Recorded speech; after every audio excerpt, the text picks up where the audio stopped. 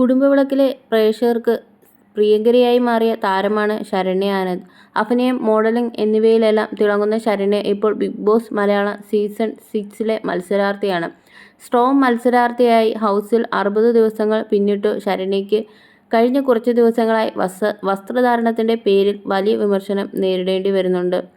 Gym wear പോലുള്ള ശരീരത്തോട് ഇഴുകിച്ചേർന്ന് കിടക്കുന്ന വസ്ത്രങ്ങൾ ശരണ്യ ധരിക്കാൻ തുടങ്ങിയതോടെയാണ് വിമർശനങ്ങൾ വന്നത്. ബിഗ് ബോസ് ഫാമിലിക്ക് ഒരുമിച്ചിരുന്ന് കാണാൻ പറ്റാത്ത ഒരു ഷോയായി മാറിക്കൊണ്ടിരിക്കുന്നു. ഡ്രസ്സിങ്ങിൽ ശക്തമായ ഒരു നിയമം ബിഗ് ബോസ് കൊണ്ടുവരേണ്ടതാണ് ശരണ്യയുടെ വസ്ത്രധാരണത്തെ വിമർശിച്ച് ചിലർ പറയുന്നത്. ഇപ്പോഴിതാ ഇതുമായി ബന്ധപ്പെട്ട് ശരണ്യയുടെ ഒഫീഷ്യൽ ഇൻസ്റ്റഗ്രാം പേജിൽ പ്രതികരണവും പറഞ്ഞിട്ടുണ്ട്. ഒരാൾ എന്ത് വസ്ത്രം ധരിക്കണമെന്ന് തികച്ചും അയാളുടെ വ്യക്തി സ്വാതന്ത്ര്യമാണ്. ഈ കാലഘട്ടത്തിലും അത് പറഞ്ഞ് കളിയാക്കുന്ന ഉണ്ടോ എന്ന് ഓർത്ത് സംശയം തോന്നുന്നുവെന്നാണ് താരത്തിന്റെ പ്രിയപ്പെട്ടവർ പ്രതികരിച്ചു തുടങ്ങിയത്.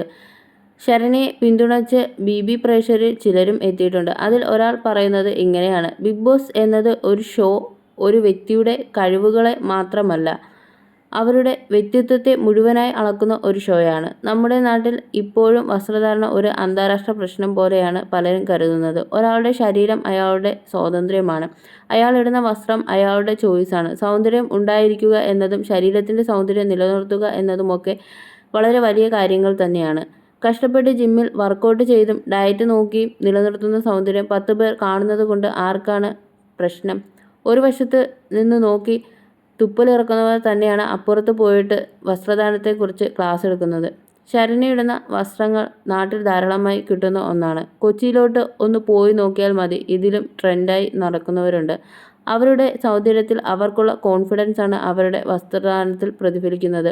പവർ ടീമിൽ വന്നതിനു ശേഷം ശരണ്യയുടെ ഗെയിം ഒരുപാട് മെച്ചപ്പെടുകയും ചെയ്തു. വസ്ത്രധാരണത്തിന്റെ പേരിൽ നടക്കുന്ന ചീഞ്ഞ സൈബർ ബുള്ളിങ് അവസാനിപ്പിക്കുക.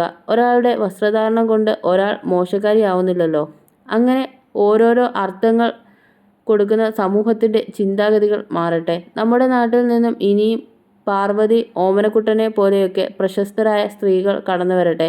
സൗന്ദര്യവും ബുദ്ധിയും കോൺഫിഡൻസുമൊക്കെ ഒരുമിച്ച് വരുന്ന ഒരു പുതിയ തലമുറയ്ക്ക് ശരണ്യയെ പോലുള്ളവർ കൊടുക്കുന്ന പ്രചോദനം വളരെ വലുതാണ്. ഫൈനൽ 5ൽ വരാൻ എന്തുകൊണ്ടും അർഹതയുള്ള ഒരാൾ തന്നെയാണ് ശരണ്യ എന്നായിരുന്നു കുറിപ്പ്.